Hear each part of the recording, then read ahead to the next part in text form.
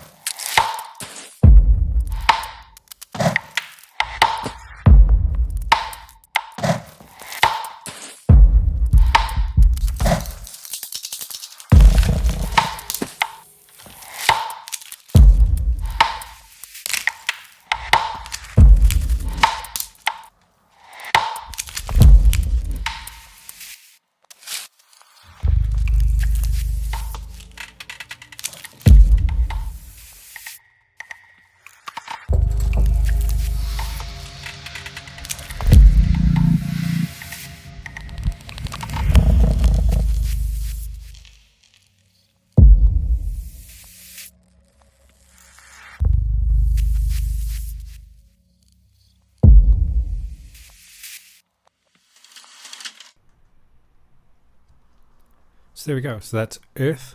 A lot more percussive, a lot more aggressive than the other tracks that I have so far, until we get to Fire, of course. Jumping straight into it, the main sort of starting point for all of this. I don't need this. This is more of a placeholder from Air that I used the kick drum just to start off the beat. Really, I'll get rid of that for the sake of it. But the main sort of driving force for this was that I wanted it to be more cinematic, I guess. I've been listening to a lot of cinema soundtracks and getting into post-production and whatnot, and it's just something that I wanted to touch on, making things sound large, especially when they have such small real-world ramifications, really. So the main part of this, which drives the whole tune, is probably the impact, and it sounds like this.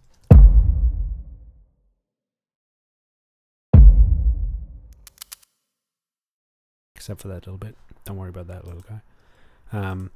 Now the way that this was made is that with it being Earth, I sort of restricted myself to things that were either things like rocks or wood or dirt, trees, leaves, things like that, twigs and branches, and I got a whole bunch of things back in my studio and made a bit of a mess, we'll say, crunching leaves and just trying different things, hitting different things, and just trying to get a bunch of different recordings for the sound design sessions that came. But I'll show you the original sample, and it sounded like this. So what it is that I put my Tascam recorder underneath a wooden chest that I have here at home, and basically slammed the lid shut, and I put the mic underneath to try and catch some of the resonance. It wasn't as resonant as I was hoping, but it gave a really nice kind of bit of a cinematic feel to it, and I could see where it was going with that. So what I did was I layered this a bunch of different times, and I actually pitched them to varying degrees. So this is the original sample. This one is pitched down a semitone, and this one is pitched down 2 semitones. In isolation, they're sort of. So I did a bit of a bump on the EQ there and some compression. That one's filtered quite heavily, and this one filtered in a slightly different way. Sounds kind of like thunder, but all together you get that. that was actually coupled with a sample that I got from the sound design session, which I just called Impact Deep. It sounds like this. You know, pretty hefty, sort of otherworldly impact. It's used a lot in things like that, used in cinematic trailers, and that's really what I was trying to go for with this particular track, and so that they kind of feature in the intro along with a bunch of other sound design pieces. Moving on from that, what we get is the sort of riser section. There's a few different elements that make this up, and one of them is some pebbles that are in the lobby area, really, of my apartment block, and a wooden laundry basket that I have, which is really creaky. So, you know, I just put the recorder really close to it and caught a bunch of different creaks from it. But this is how they sound together.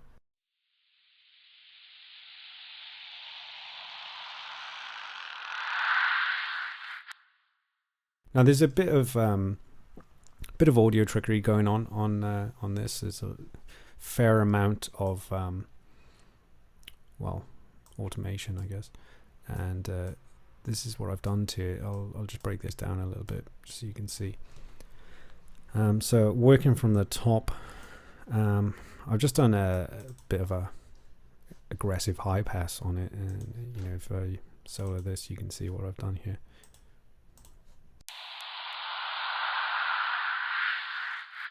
Oh, it's actually a notch. Okay, so, you know, live and learn.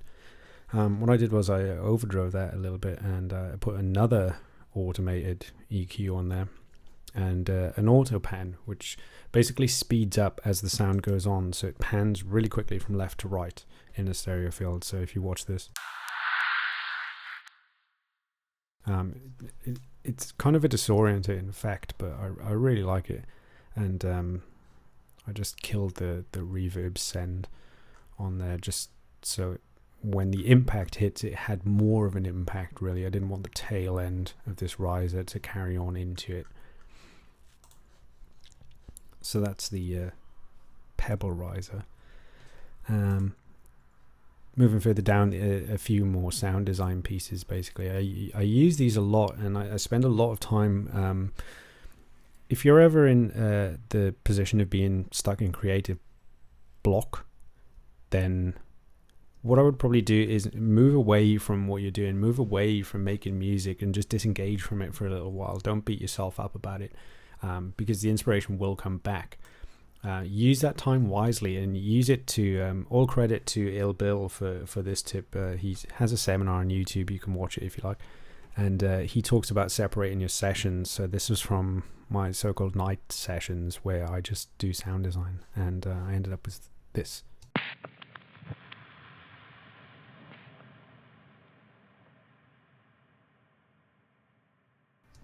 So it's kind of subtle. Again, all of this came from the recording sessions for Earth, and I just ran it through a bunch of reverbs and delays, played with the pitch, played with the grain sizes, and came up with something really interesting. And yeah, just really fit the vibe of the track. Moving on from that, what we get next is the wood blocks.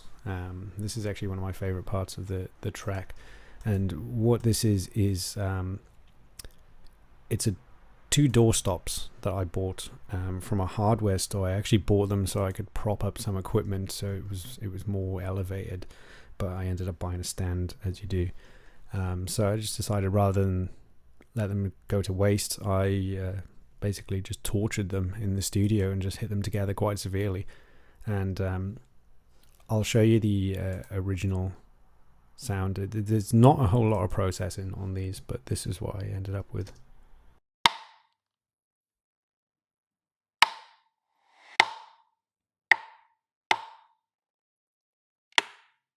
So just a bunch of different tones, and a little bit of reverse into one of the hits. I really like effects like that. They just kind of fill up the spectrum, and this is what I ended up sequencing with that.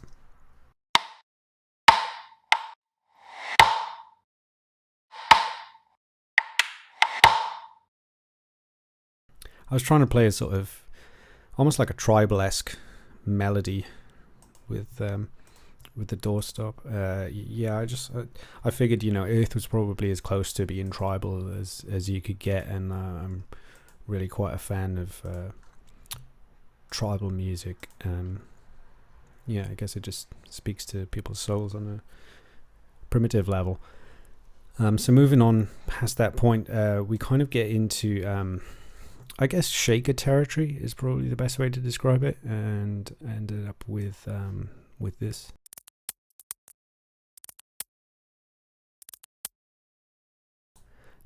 So how I made that, it's actually two wooden masks, tribal masks actually, that I bought, and I just rubbed them together. The original sample sounded like this.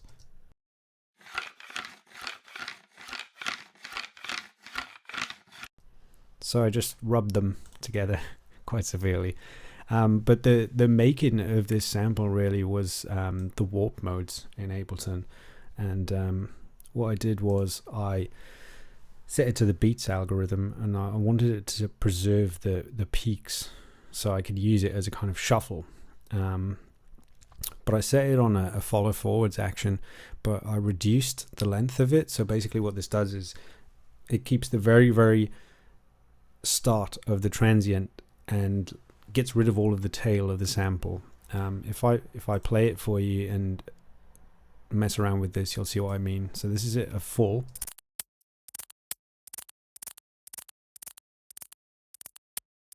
So it just kind of tightens it up. The pitching has a huge impact on how this sounds. So if I pitch it down and try it again.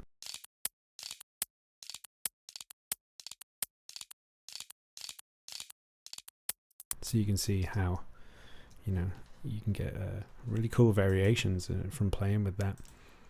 Some sound design pieces. Again, I'll play the two of these together so we can see what they sound like. Oh no, this one's really cool. It sounds like almost like a lion racing from one side of the speaker to the next. Again, it came from the sound design sessions, playing with the granular settings and and also playing with the warp modes. And yeah, this one I put into Complex Pro and played with the envelope of it and pitched it down, and I did a bit of automation on it, so I panned it aggressively, and it pans in the opposite direction later on, so they kind of, it's kind of like a call and response sort of section, I guess. It just kind of fills it out. It's really cool. I like it. Moving on from that, we have some fillers. Big bassy hits. These were made by dropping a log onto another log. Actually, I actually hit my field recorder at the time of doing it. It survived that, but it's looking a little worse for wear nowadays.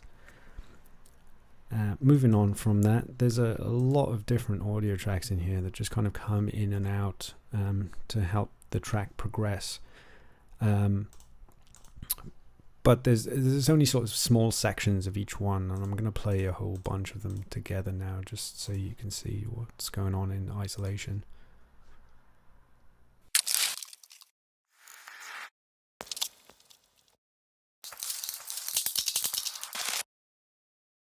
This one is I picked up a branch with a bunch of dead leaves on it. I brought it back to the studio, and I just sort of moved closer to the mic and further away to get different effects on the high end of the sound, basically. I don't want to go too far into psychoacoustics, but I needed that for this mono source so I could trick someone into feeling like it had actually moved from left to right or right to left without having to do too much processing. I mean, I just literally sort of panned it, so you ended up with this. And it just kind of really springs out of the mix. It's quite a high frequency sound. And again, it's just as a sort of drum fill, I guess is the way to call it. Let's try and fly through a bunch of these other ones. I don't want to keep everyone too long.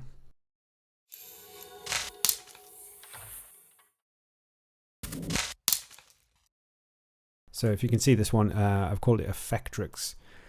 Another one of my favorite plugins for creating different pieces of sound design is Sugarbyte's Effectrix, and I did a similar kind of thing as what I've done on all the other ones, where I put it on the master track and I set it to loop for quite an extended period of time, and just mucked around with a lot of the parameters until I felt like I was satisfied with it.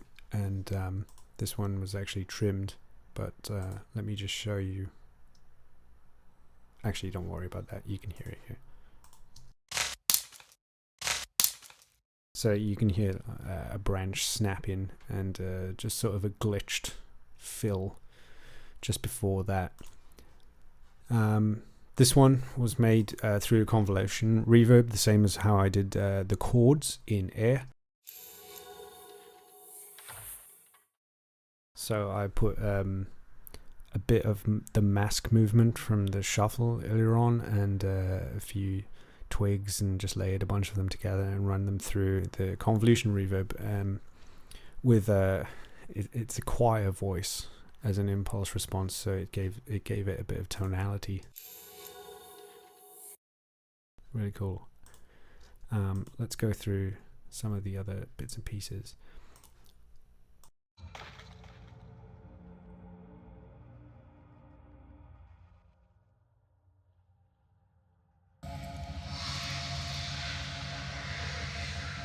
So these are all made from the same session. Convolution reverb, again, it really gives you a lot of different results if you're not using standard room responses. It certainly puts it in a space, but it's not a space that you're used to sonically. This one is probably not as closely related to Earth as I would have liked it, but it's a sort of glass plant pot which I have here, and I just basically put it on its side and dragged it left to right in front of the Tascam recorder to get a bit of stereo width in it.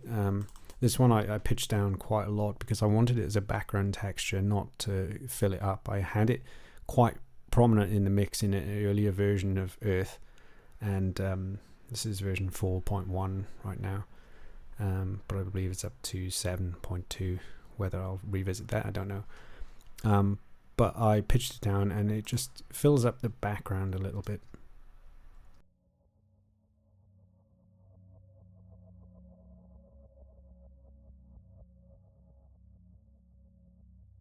Real subtle, but you know, it just adds up when you go through everything. And a few of the other pieces. So that one includes a field recording of a toad or a frog. I'm not very up on animals like that, but it's something like that. It just came through when a friend of mine, Taras, I've mentioned him in the previous one, when we went on a field recording session, and we were trying our hardest to get just ambience, and it's amazing how hard it is to get ambience when you're anywhere near a city. There's just so much going on, and you know, skylines left, right and center, racing down the mountain as if they don't have anything better to do, you know, 8 o'clock on a Wednesday night. But yeah, the toad, frog, whatever you want to call it, he was just there at one point, and yeah, he just became a really cool little layer, and I guess it's earthy enough really that it's related to it. This little bit is not part of the recordings. There's a few of these that I've littered around Elemental, and I'll show you why. If you just want to, we'll just pay attention to the analyzer here. So that's just it's just my logo basically. I just wanted to put it in there. Just I'm a big fan of weird audio manipulation, and this was just something I wanted to include in there, just for the nerds out there.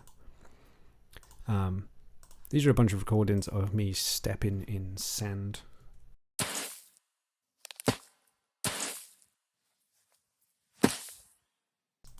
just using some reverb again just to fill out the space. We've already heard the laundry creak, and maybe we could just check out this layer. So this is a mixture of a bunch of different sound design sessions involving the grain delay and Effectrix, and the original files are quite large, and it's very minute sections that I'm using from each one, and I tried to do it as a sort of just like an atmospheric fill kind of layer. We'll have a listen to it.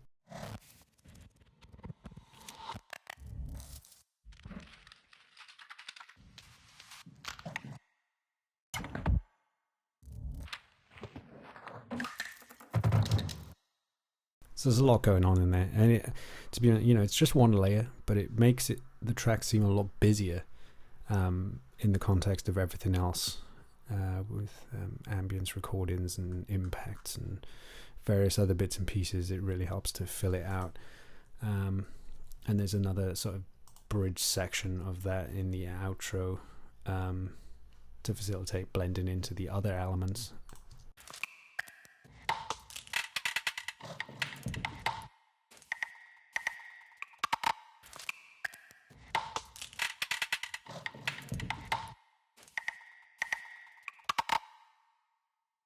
So again, just really tightly chopped audio.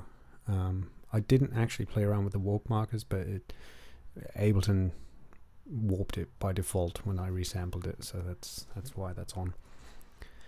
So that's the run through of Earth. Hope you enjoyed watching. I hope it's been a bit of a different experience for you. And next on the list is Fire. So thanks for listening. Thanks for watching.